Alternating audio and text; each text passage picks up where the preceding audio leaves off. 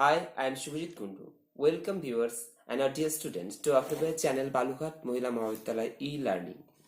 It is our second class on marriage system. Today we discuss why marriage is called as an important institution. If you see this video first time, please subscribe us our channel and press the bell icon to get the notification of our new videos. আজকের আলোচনার বিষয়বস্তু হচ্ছে বিবাহ। বিবাহকে কেন গুরুত্বপূর্ণ সামাজিক প্রতিষ্ঠান হিসেবে বলা হয়ে থাকে। আমরা পূর্বের আলোচনায় দেখেছি যে বিবাহ বলতে কি বুঝি বা কি বোঝায় এবং বিবাহের বিভিন্ন ধরনগুলো কি কি তা নিয়ে আমরা আলোচনা করেছি। আমরা পরবর্তী অংশে যাওয়ার পূর্বে আমরা প্রথমের যে অংশ ছিল তা থেকে কিছুটা অংশ আবার একটা রিভিশন দিয়ে নেব, তাহলে আমাদের পরবর্তী অংশে যেতে সুবিধা হবে। আমরা গতদিনের আলোচনায় পড়েছিলাম বিবাহ বলতে কি বুঝি বা কি বোঝায়। আমরা সেখানে দু ধরনের সমাজবিজ্ঞানীদের উপস্থিতি লক্ষ্য করেছি। একদিকে দেখেছি যে কিছু সমাজবিজ্ঞানীগণ আছেন যারা বিবাহ ব্যবস্থাকে যৌন সম্ভোগের ছাড়পত্র মাত্র হিসেবে বলেছেন, বা অর্থাৎ যৌন জীবনকে সুনিয়ন্ত্রিত করার এক উল্লেখযোগ্য মাধ্যম হিসেবে বিবাহকে বর্ণনা করে থেকেছেন। অন্যদিকে আমরা দেখেছি কিছু সমাজবিজ্ঞানী যারা বিবাহ ব্যবস্থাকে যৌন সম্ভোগের ছাড়পত্র ছাড়াও তার অন্য কোনো সত্তার কথা বলেছেন, অর্থাৎ এর মধ্য দিয়ে পিতৃত্বের স্বীকৃতি একদিকে যেমন হয়, অন্যদিকে ঠিক একই রকম ভাবে এর বিবাহ ব্যবস্থার মধ্য দিয়েই আমাদের যে দায়িত্বশীলতার বৃদ্ধি হয়। আবার আমরা হিন্দু ধর্ম মতে বিবাহ ব্যবস্থাকে কিন্তু একটি ধর্মীয় প্রতিষ্ঠান হিসাবে বর্ণনা করে থাকি। প্রথম দিকে যে সমাজবিজ্ঞানীদের কথা বললাম তাদের মধ্যে লিয়ের নাম বিশেষভাবে উল্লেখিত, আমরা তা গতদিনের ক্লাসে আলোচনা করেছি। এবং আজকে এবং অন্য আরো একদিকে যারা বিবাহকে একটি যৌন সম্ভোগের ছাড়পত্র ব্যতীত তার অন্য কোনো সত্তার কথা বলেছেন, অর্থাৎ পিতৃত্বের স্বীকৃতির কথা বলেছেন, যার মধ্য দিয়ে আমাদের দায়িত্বশীলতার কথা বলেছেন, তাদের মধ্যে আমরা ওয়েস্টার্ন মার্কসের কথা বলতে পারি। এবং যে ধর্মীয় প্রতিষ্ঠান হিসেবে বর্ণনা করেছেন সেক্ষেত্রে মহাত্মা গান্ধীর যে উল্লেখযোগ্য মতামতের কথা আমরা গতদিনের ক্লাসে আলোচনা করেছি, সেই সমস্ত দিকে আমরা নজর রাখবো আশা করি। আমরা এই বিবাহের সংজ্ঞার পরে আমরা আলোচনা করেছিলাম বিবাহের যে বিভিন্ন রকম ভাগ ক্যাটাগরিজ গুলো বা ডিফারেন্ট ফর্মস গুলো আছে সেগুলো নিয়ে আমরা আলোচনা করেছিলাম। সেখানে দেখেছি বিবাহকে আমরা মূলত দুটো ভাগে ভাগ করেছিলাম। একদিকে দেখেছিলাম একগামিতা, একদিকে দেখেছিলাম বহুগামিতা। একগামিতা এবং বহুগামিতা। এই একগামিতাকে আমরা কোন রকম ক্যাটাগরিতে ভাগ করতে পারি না, সেটা স্বাভাবিকভাবেই একজন পুরুষের সাথে একজন নারীর যে বিবাহ সম্পাদিত হয় তাকে আমরা একগামিতা বলে থাকি। এবং বহুগামিতাকে আমরা আবার তিনটে ভাগে ভাগ করেছিলাম। এক, বহু পতিত্ব, বহু পত্নীত্ব এবং গোষ্ঠী বিবাহ। এই তিনটে ভাগে আমরা যে ভাগ করেছিলাম আমাদের যে বহুগামিতা আছে। এখানে এর মধ্যে আমরা আবার যে বহুপতিত্বকে আমরা আবার দুটো ক্যাটাগরিতে ভাগ করেছিলাম। একটি তিব্বতীয় বহুপতিত্ব এবং একটি নায়ার বহুপতিত্ব বা সভাতৃত্বমূলক বহুপতিত্ব এবং অভাতৃত্বমূলক বহুপতিত্বের কথা আমরা গত দিনের ক্লাসে আলোচনা করেছিলাম।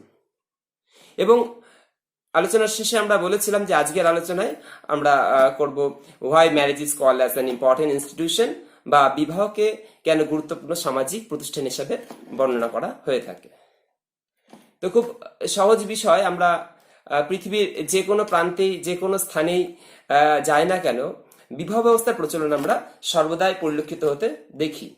এই বিবাহ যে একটি গুরুত্বপূর্ণ সামাজিক প্রতিষ্ঠান সে কথা বলার আর কোনো অবকাশ রাখে না। এবং এই যে বিভিন্ন রকম অনুষ্ঠানের মাধ্যমে যেরকম পদ্ধতিতেই হয়ে থাকুক না কেন, বিভিন্ন রকম কালচার আমরা দেখতে পাই, বিভিন্ন রকম ধর্মীয় সম্প্রদায়ের মধ্যে বিবাহের বিভিন্ন রকম প্রকারভেদ আমরা দেখতে পাই, বিভিন্ন রকম কৃষ্টি তাদের সংস্কৃতিকে লক্ষ্য করি, এবং বিভিন্ন দেশে বিভিন্ন রকম ভাবে এই বিবাহ ব্যবস্থাকে প্রচলিত হতে আমরা দেখে থাকি।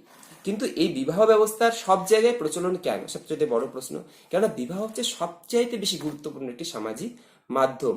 এছাড়া দ্বিতীয় কোনো পথ নেই বর্তমান সমাজ ব্যবস্থায় চলতে গেলে। বিবাহ ব্যবস্থা খুবই ইম্পর্টেন্ট বা গুরুত্বপূর্ণ একটি বিষয়।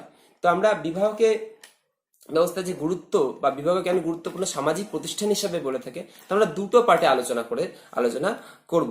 মানে ব্যক্তিগত তাৎপর্য একদিকে আলোচনা করব, অন্যদিকে দেখবো সামাজিক তাৎপর্য কি রয়েছে, বিবাহের যে সামাজিক তাৎপর্য কি রয়েছে তা নিয়ে আমরা আলোচনা করবো, এবং বিবাহের ব্যক্তিগত যে তাৎপর্য তা নিয়ে আমরা আলোচনা করবো। অর্থাৎ কি কি গুরুত্ব দুটো দিক থেকে কি কি রয়েছে তা আমরা আলোচনা করবো। তো আমরা প্রথমে আলোচনা করবো যে বিবাহের যে সামাজিক গুরুত্ব রয়েছে তা নিয়ে আমরা আলোচনা করব।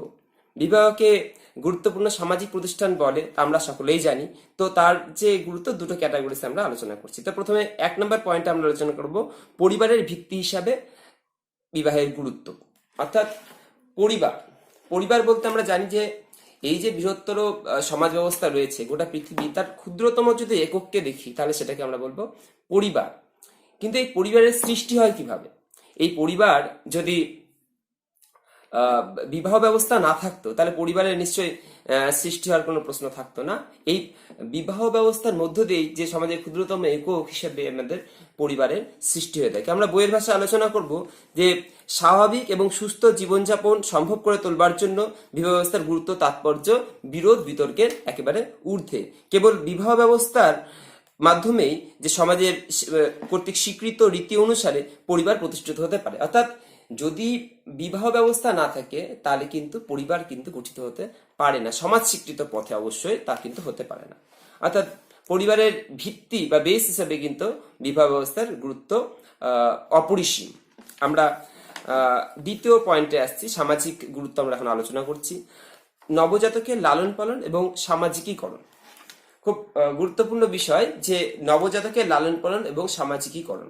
আমাদের যে সমাজ ব্যবস্থায় বিভিন্ন রকম আমাদের যে বিভিন্ন শিশুদের জন্মগ্রহণ করতে দেখি, তাতে দেখি যে নবজাতক, সেই নবজাতকের যে লালন পালন করা, আমাদের মনুষ্য শিশু নিশ্চয়ই ইতর প্রাণীর মতো নয় যারা স্বাবলম্বী হতে দীর্ঘক্ষণ সময় তাদের পিতামাতার আশ্রয়ে থাকতে হয়। একটি ইতর প্রাণী যেমন জন্মের পরে উঠে দাঁড়াতে পারে, তারা চলাফেরা করতে পারে, কিছু ধরনের খাদ্য খাবার গ্রহণ করতে শিখে ফেলে, কিন্তু মনুষ্য শিশু অর্থাৎ মানুষের যে সন্তান তাকে কিন্তু লালন পালন এবং তার সামাজিকীকরণের বিশেষ প্রয়োজনীয়তা রয়েছে। এই সামাজিকীকরণের জন্য বিবাহ ব্যবস্থা খুব গুরুত্বপূর্ণ বা ইম্পর্টেন্ট রাখে, মানে কেননা বিবাহ ব্যবস্থা ব্যতীত যদি অবৈধ যৌন সম্পর্কের ফলে যদি সন্তান সন্ততির সৃষ্টি হয়, তাহলে সেক্ষেত্রে কিন্তু বিবাহ ব্যবস্থা ব্যতীত সেই সন্তান সন্ততিকে লালন পালন তার প্রতিপালনের ক্ষেত্রে আর বৃহত্তর প্রতিবন্ধকতার সৃষ্টি হয়।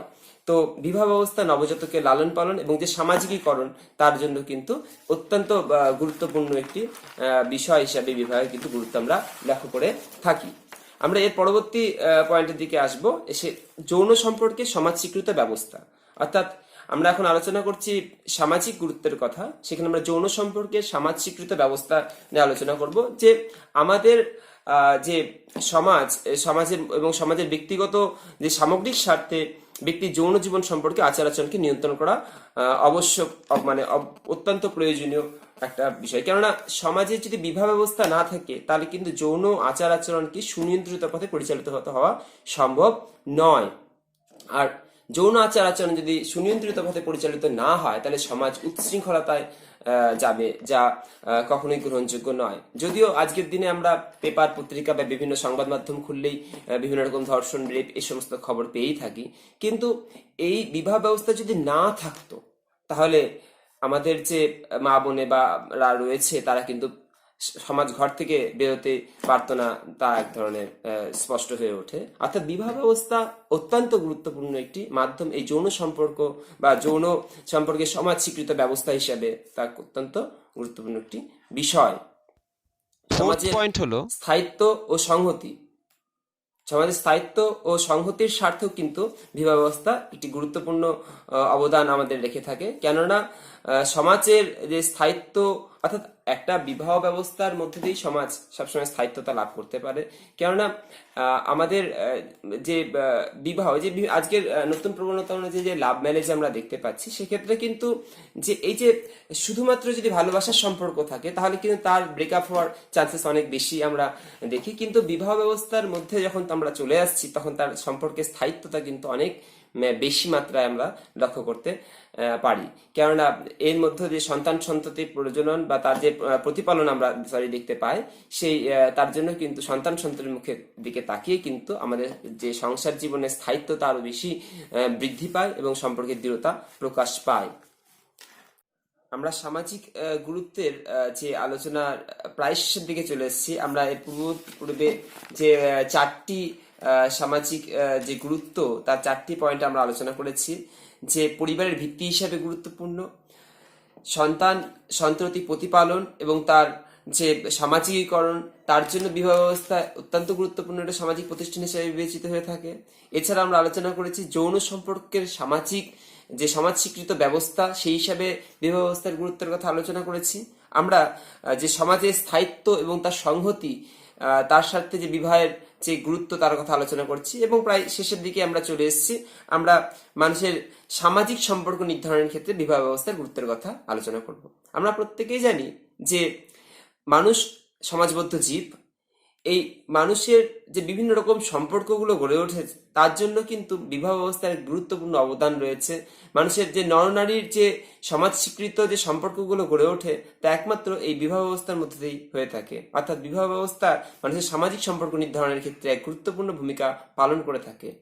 এরপর আমরা আসবো মানুষের যে ব্যক্তিগত জীবনে বিবাহের গুরুত্ব। আমরা যে মানুষের যে বিভিন্ন রকমের সামাজিক গুরুত্বগুলো, মানুষের বিবাহ কি কি সামাজিক গুরুত্ব আমাদের রাখে, সেগুলো আমরা আলোচনা করেছি। এবার আমরা আলোচনা করব ব্যক্তিগত গুরুত্বের কথা।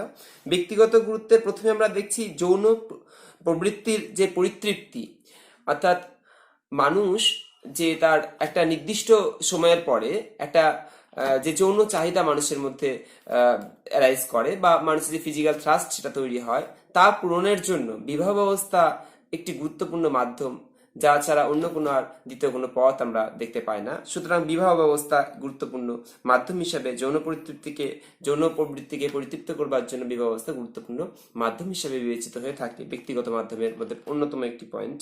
এবং তারপরে আসছি যে বংশগতি রক্ষা করবার জন্য বিবাহের গুরুত্বের কথা আমরা বলে থাকি। যে আমাদের বিবাহের উদ্দেশ্য যদি আমরা দেখি, তার সন্তান যে সৃষ্টি বা তার যে বংশগতি রক্ষা, তার জন্য কিন্তু বিবাহের গুরুত্বপূর্ণ কথা, অত্যন্ত গুরুত্ব, সে বিষয়ে বলার কোনো অবকাশ থাকে না। আর যে আমরা হিন্দু ধর্মমত যদি অনুযায়ী যদি দেখি, তাহলে আমরা একটা খুব প্রচলিত একটি কথা আমরা শুনে থাকি যে পুত্রার্থে কিয়াতি ভার্যা, অর্থাৎ যে ভার্যা, যে আমাদের যে স্ত্রী, তা যে পুত্রের জন্যই যে স্ত্রী, তার কথা কিন্তু বা বিবাহের কথা কিন্তু বলা হয়ে থাকে। এবং এরপরে আমরা ধর্মীয় তাৎপর্য, আমরা গত দিনের আলোচনা করেছি কিছু অর্থে যে ধর্মীয় তাৎপর্য কি। আমরা জানি যে বিবাহের যে ধর্মীয় তাৎপর্য, তা সেখানে যদি দেখি আমরা যে হিন্দু ধর্মের মতে যে 4টে জীবনকে ভাগ করেছিল, ব্রহ্মচর্য, গৃহস্থ, বানপ্রস্থ এবং সন্ন্যাস, সেক্ষেত্রে গৃহস্থ জীবনযাপনের জন্য কিন্তু বিবাহের অত্যন্ত প্রয়োজনীয়তা তা আমরা আলোচনা করেইছি। অর্থাৎ এটা আমাদের হিন্দু শাস্ত্র অনুযায়ী যে নির্দেশ হলো, বিবাহের পর স্বামী সহধর্মিণী সহযোগে ধর্মচারণ করবে এবং গৃহস্থ জীবনযাপন পালন করবে। আমরা আমাদের আলোচনার আজকে প্রায় শেষের দিকে চলে এসেছি। আমরা আরেকবার বলে নেব যে আমরা বিবাহকে কেন গুরুত্বপূর্ণ সামাজিক প্রতিষ্ঠান হিসাবে আলোচনা করে থাকি। বিবাহকে গুরুত্বপূর্ণ সামাজিক প্রতিষ্ঠান হিসেবে বলার যে সামাজিক যে গুরুত্ব, সেগুলো আমরা 5টে পয়েন্ট আমরা নোট ডাউন করব। যে কি কি, যে পরিবারের ভিত্তি হিসাবে গুরুত্বপূর্ণ, সন্তান সন্ততির যে প্রতিপালন এবং তার যে সামাজিকীকরণ, তার জন্য বিবাহের যে গুরুত্ব। এছাড়া আমরা এখানে আলোচনা করব যে যৌন সম্পর্কের যে ছাড়পত্র হিসাবে বা যৌন সম্পর্কের সুরঞ্জিত পথে পরিচালনা করবার জন্য যে বিবাহ ব্যবস্থার গুরুত্ব, এবং যে সমাজের স্থায়িত্বতা, তার জন্য বিবাহ ব্যবস্থার যে গুরুত্ব, সংহতির জন্য যে বিবাহ ব্যবস্থার গুরুত্ব। এছাড়া আমরা এখানে দেখেছি যে মানুষের সামাজিক সম্পর্ক নির্ধারণের ক্ষেত্রে বিবাহ ব্যবস্থার গুরুত্ব। অর্থাৎ সমাজ ব্যবস্থার এই আমরা 5টে পয়েন্ট আমরা নোট করব বা আমাদের পরীক্ষার খাতায় দেখব। এবং তারপরে যে ব্যক্তিগত গুরুত্বের মধ্যে আমরা 4টে গুরুত্বের কথা পড়েছি। সেখানে আমরা যে যৌন পরিতৃপ্তির কথা পড়েছি, যৌন পরিতৃপ্তির ক্ষেত্রে যে বিবাহের গুরুত্ব, বা আমাদের এখানে দেখেছি সন্তান প্রজনন এবং প্রতিপালনের ক্ষেত্রে বিবাহের গুরুত্ব। আর আমরা পেয়েছি যে নৈতিক যে মূল্য বিবাহের এবং যে ধর্মীয় গুরুত্ব। অর্থাৎ আমরা এই 4টে পয়েন্ট আমরা এখানে আলোচনা করলাম। আমরা আশা করি বিবাহ ব্যবস্থার যে 2টো ক্লাসের মধ্যে দিয়ে আমাদের যে টপিক্সের অন্তর্গত বিষয়গুলো সবগুলো কভার করতে পেরেছি। আমরা পরবর্তী ক্লাস পরিবার নিয়ে আলোচনা করব। সবাই ভালো থাকুন, সুখে থাকুন। ধন্যবাদ।